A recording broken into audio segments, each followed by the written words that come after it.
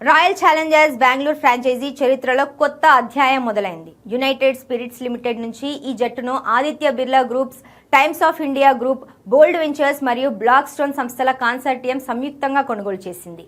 IPL, WPL జట్లకు సంబంధించి 100% వాటాను సుమారు 16,600 కోట్లు అంటే $1.78 బిలియన్ల భారీ ధరకు దక్కించుకోవడం విశేషం. ఈ కొత్త కూటమికి Aditya Birla group director Aryaman Vikram Birla chairman గా, సత్యన్ గజ్వానీ వైస్ చైర్మన్ గా వ్యవహరించనున్నారు. ఈ కొనుగోలు ప్రక్రియ బీసీసీఐ నిబంధనల ప్రకారం జరుగుతుందని, ఆర్సీబీకి ఉన్న అపారమైన క్రేజ్ ను ప్రపంచ స్థాయికి తీసుకెళ్తామని కుమార్ మంగళం బిర్లా మరియు సత్యన్ గజ్వానీ ధీమా వ్యక్తం చేశారు.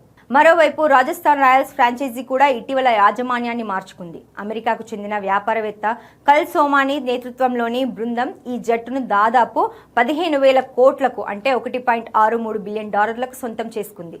అప్పట్లో ఇది రికార్డు ధర అయినప్పటికీ తాజా ఆర్సీబీ ఒప్పందం ఆ విలువలను అధిగమించి ఐపీఎల్ చరిత్రలోనే అత్యంత ఖరీదైన లావాదేవీగా నిలిచింది. దీంతో 2026 ఐపీఎల్ సీజన్ నాటికి ఆర్సీబీ సరికొత్త వ్యూహాలతో కొత్త మేనేజ్మెంట్ పర్యవేక్షణలో బరిలోకి దిగనుంది.